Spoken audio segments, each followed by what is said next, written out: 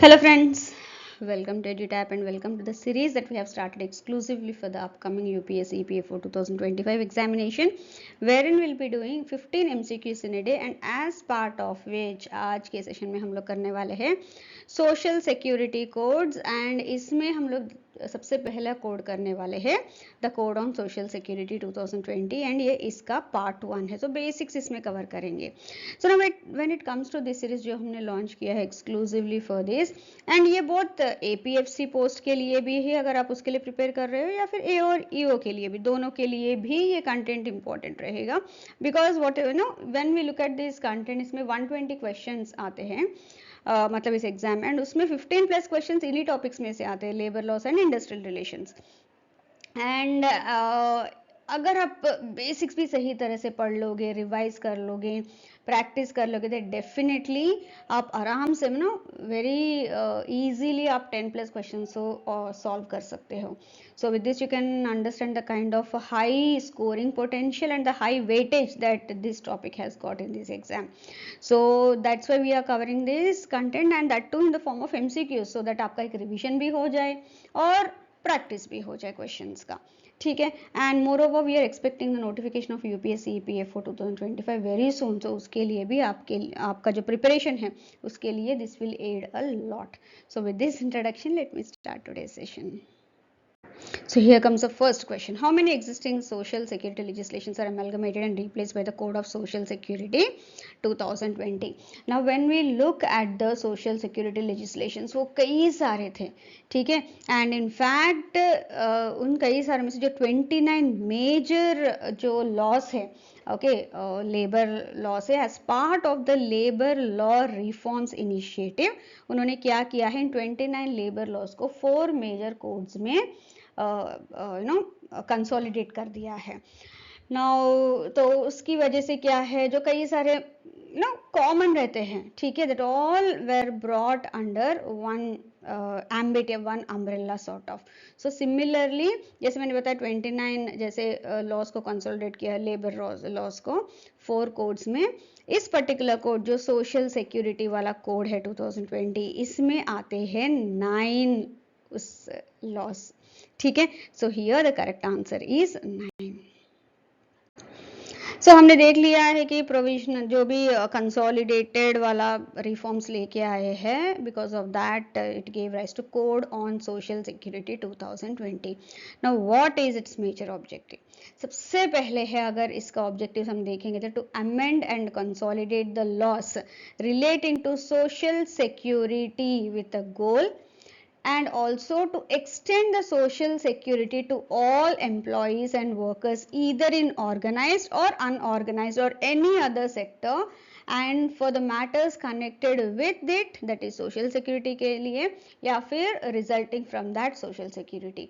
So इनको इसलिए majorly social security सबके लिए provide करने के लिए, कई बार ऐसा होता है कि जहाँ पे organized है उसी में applicable होगा and all that, but here in this case they are trying to apply, इसको अप्लाई करने के लिए कोशिश करें कि सभी सेक्टर्स या सभी ऑर्गेनाइजेशंस के लिए। So here the major thing is to extend the social security to all employees and workers across all sectors. So here C is the correct answer. Now जैसे पहले हमने देखा है कि इसमें 9 एक्ट्स कंसोलिडेटेड किए हैं। So which of the following acts is not among the 9 acts propose to be repealed under the labour law reforms? ठीक है, नाउ पहले हम लोग एक बार गिनती करेंगे अकॉर्डिंगली यहाँ पे कौन कौन सा है, विल लुक एट इट। सबसे पहले है कि एम्प्लॉयज कंपेंसेशन एक्ट 1923, ये इसमें है, ठीक है, एंड दूसरा है the employees state insurance act 1948, ठीक है, कंपेंसेशन एक्ट ये है तो ये आंसर नहीं होगा, ठीक है, एंड स्टेट इंश्योरेंस एक्ट वो है, and the employees provident fund and miscellaneous provisions act 1952, सो ये भी है, तो ये भी इट्स नॉट देयर, मतलब ये है उसमें, and the employees exchange compulsory notification of vacancies act 1959, the maternity benefit act ये भी है। so जो नहीं है that is industrial disputes act. एक बार बाकी भी देख लेते हैं। इसमें है the payment of gratuity act 1972, the cine workers welfare fund act 1981, the building and other construction workers welfare cess act 1996, the unorganised workers social security act 2008। ये सारे ये 9 एक्ट्स जो है इस सोशल सिक्योरिटी कोड 2020 के अंदर है। So this is not there, so C is the correct answer here. Yes. Under the Social Security Code, who among the following is not explicitly included in the scope of protection and benefits? So अभी हमने देखा है वो सभी के लिए वो apply करना चाहते हैं and especially working in India. So here when we talk about social security itself, now it is the measure of protection that is afforded by the employees, unorganized workers, gig workers, platform workers to ensure access to health care and to provide income security, particularly in case of old age. उनको एक security मिलना चाहिए ना, तो उसके लिए है जो अनएम्प्लॉयमेंट के टाइम पे या सिकनेस के टाइम पे या फिर इनवैलिडिटी के टाइम पे या वर्क इंजरी के टाइम पे, मेटर्निटी के टाइम पे या फिर लॉस ऑफ ब्रेड विनर, किसी के लिए कुछ भी ऐसे सिचुएशंस के लिए they should have some net, safety net for their social security, right. तो उसके लिए ही सोशल सिक्योरिटी कोड है। एंड एज आई सेड ये they want this to make this available to all sectors and organizations, like unorganized भी है, gig workers भी है, various platform workers है, independent contractors who are working abroad, इनके लिए ये नहीं है, ठीक है। So here D is the wrong, मतलब not explicitly included in the scope of protection and benefits under the Social Security Code of Social Security 2020. So D is the correct answer here. Moving on to our next question, which of the following entities is not classified as a social security organization under the Social Security Code 2020?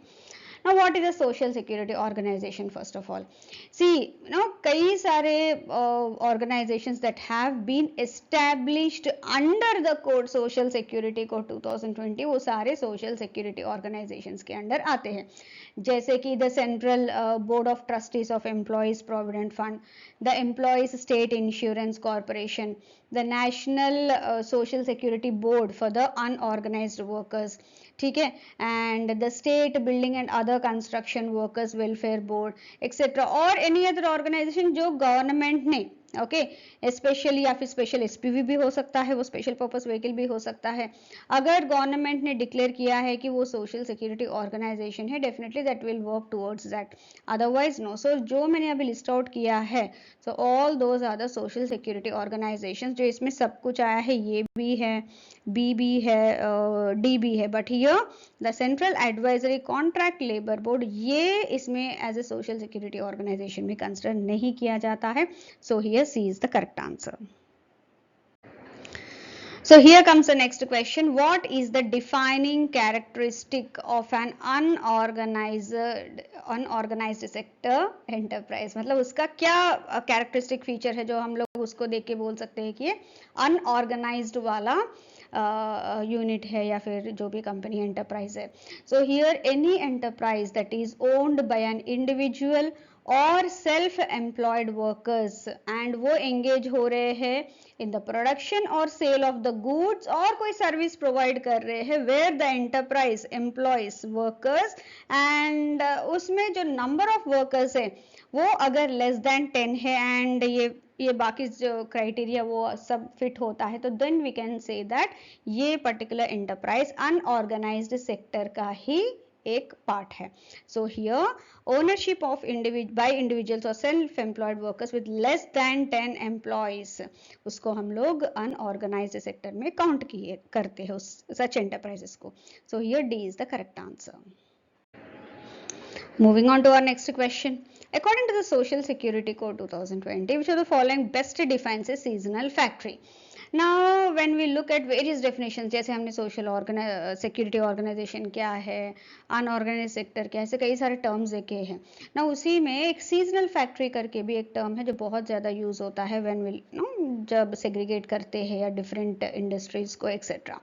Okay, so here जहाँ पे भी when we talk about this in cotton ginning है या sugar production हो रहा है, okay, या फिर डिकॉर्टिकेशन ऑफ ग्राउंडनट्स हो रहा है, मतलब उसका जो छिलका है वो पूरा निकाल के ऑयल निकालना एंड ऑल दैट, या फिर मैन्युफैक्चरिंग ऑफ इंडिगो जो कलर होता है उसका, या फिर लैक कल्चर, या फिर शुगर इंक्लूडिंग द जैगरी जो उसका मैन्युफैक्चरिंग प्रोसेस है ना, ऑल दीज प्रोसेस अगर कोई फैक्ट्री इन ऐसे कुछ जो काम है जो मैंने एनलिस्ट किया है उस काम में इन्वॉल्व है, and that too वो it doesn't operate for a period not more than 7 months, 7 months से ज़्यादा जो काम नहीं करते क्योंकि उसी टाइम पे रॉ मटेरियल वो सब अवेलेबल होता है, उस तरह के फैक्ट्रीज को या फिर यूनिट्स को we call them as seasonal factory, क्योंकि उसी सीजन में उसका रॉ मटेरियल आता है एंड उस रॉ मटेरियल के बेसिस में वो रन होता है।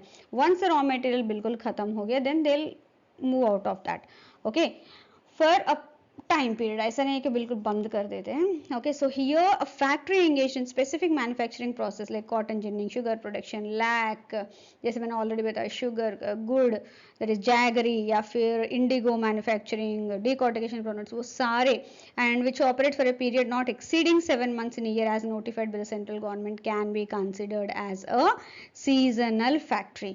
बाकी भी देख लेते एक बार, factory that operates only during harvesting season, yes, but ऐसा नहीं है कि वो सिर्फ हार्वेस्टिंग सीजन के टाइम पे, जितने टाइम तक रॉ मटेरियल की अवेलेबिलिटी रहेगी, ठीक है, जनरली वो 7 months का टाइम है, मतलब उतना तक तो होगा ही करके सेंट्रल गवर्नमेंट ने उतना पीरियड लिया है।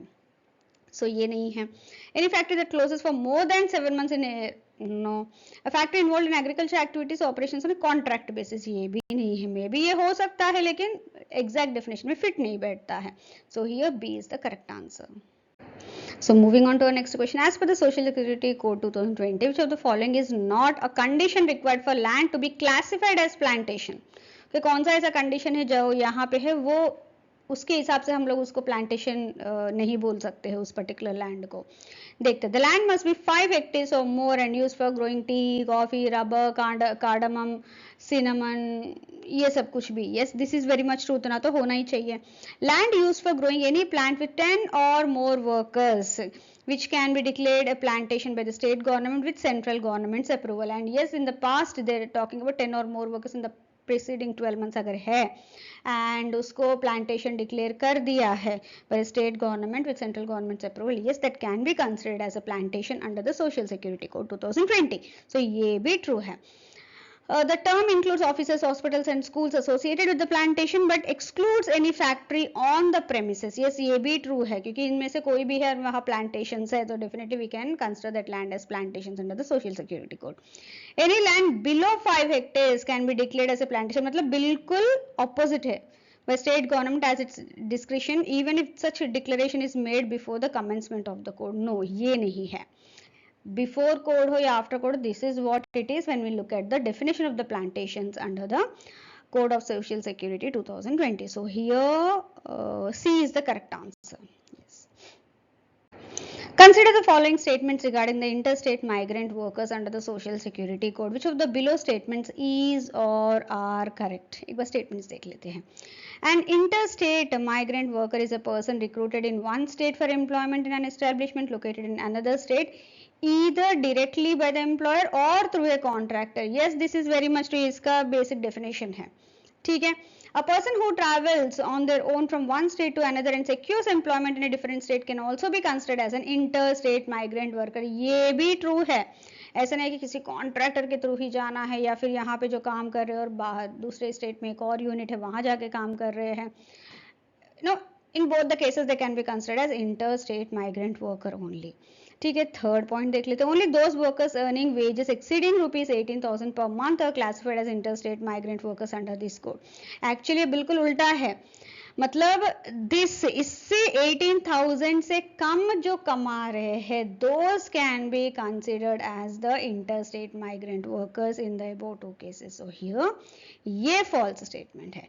So here only 1 and 2 is correct, so A is the correct answer here. According to the Social Security Code, which of the following best qualifies as a factory? ठीक है, now यहाँ पे कुछ उन्होंने स्टेटमेंट्स दिया है and example applied based question है जो उन स्टेटमेंट्स के बेसिस पे आपको कंफर्म करना है किसको हम लोग फैक्ट्री की तरह कंसिडर कर सकते हैं। सबसे पहला है a hotel employing 25 workers with a kitchen using electric equipment for food preparation.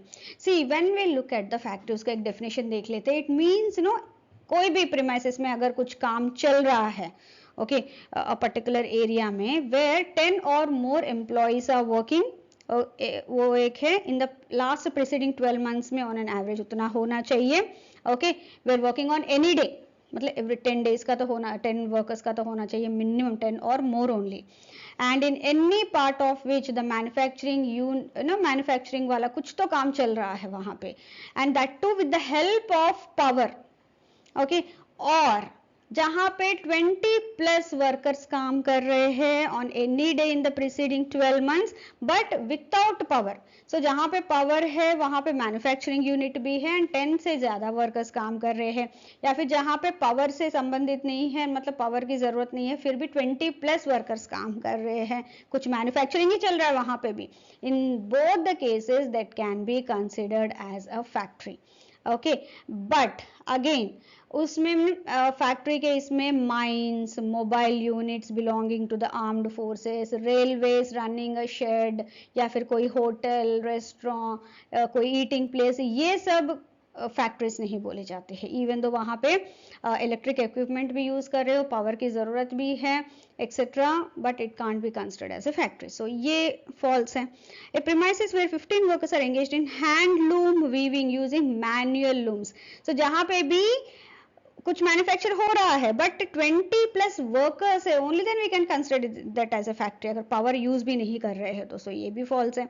A site with 12 employees operating machinery for manufacturing plastic goods using electricity, ये ट्रू है क्योंकि 10 प्लस है यहाँ पे, ठीक है। सो ये ट्रू है। A railway running shed with 30 workers involve in maintenance operations, ये भी नहीं है, ठीक है, कुछ मैन्युफैक्चरिंग वहां से हो नहीं रहा है।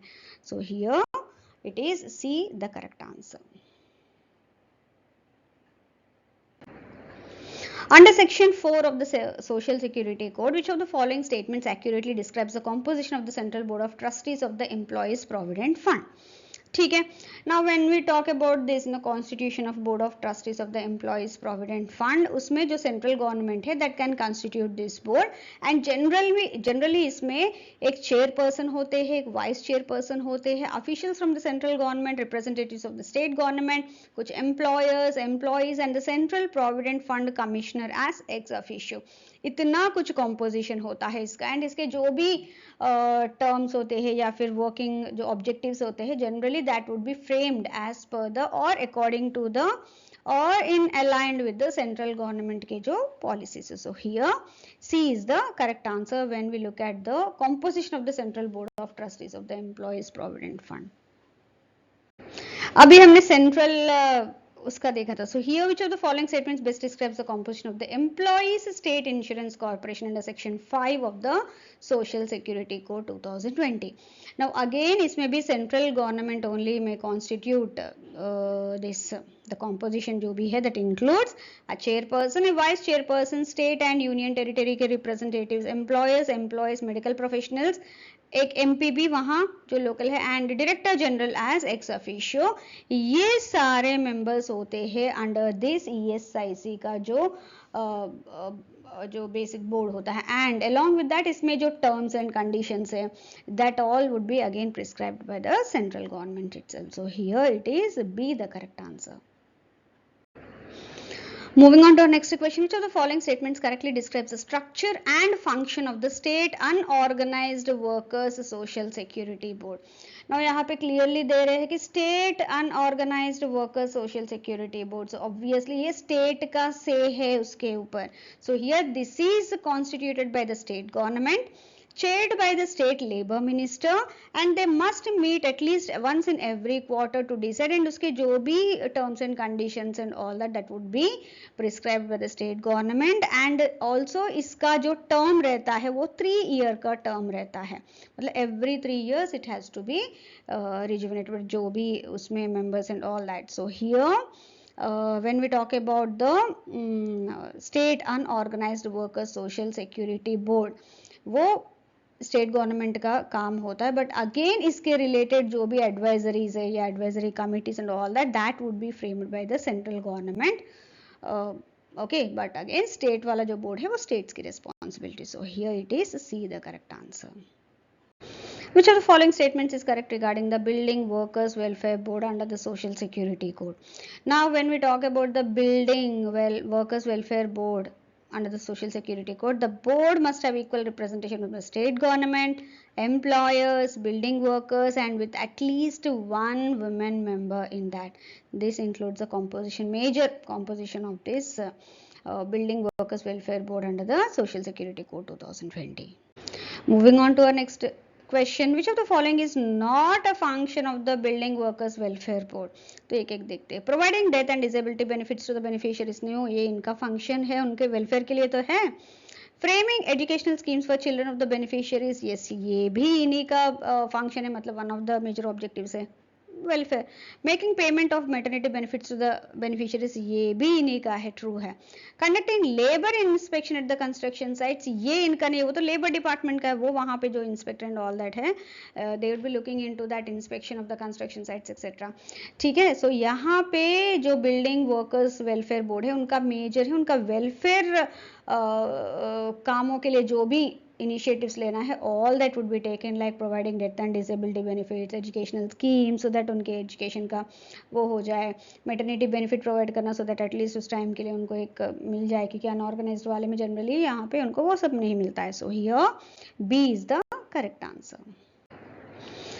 So I hope you have liked this session, and before winding up the session, एक छोटा सा announcement है. Currently EduTap is offering various courses associated with the UPSC EPF for 2025 examination for both APFC and EOR AO examinations. And again ये target कर रहा है 3 major different segments of students.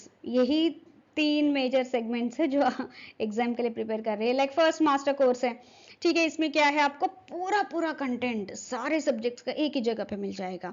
And here it would be क्या बोलते हैं ना, one point source होगा आपके लिए, आपको कुछ भी कहीं और से देखने की जरूरत ही नहीं है. Everything would be provided here in the form of PDFs, videos, chapter quizzes, test quizzes, सब कुछ. ओके. एंड मोर ओवर इतना कंटेंट है तो आपको अच्छे से स्ट्रैटेजी भी चाहिए. सो एवरी थर्सडे और every week I should say कि कुलदीप सर आप लोगों से ऑनलाइन मिलेंगे, एंड देन वो आपको सही स्ट्रैटेजी भी समझाएंगे कि किस तरह से आप इतना कंटेंट को अच्छे से अपने प्रिपरेशन के लिए यूज कर सके.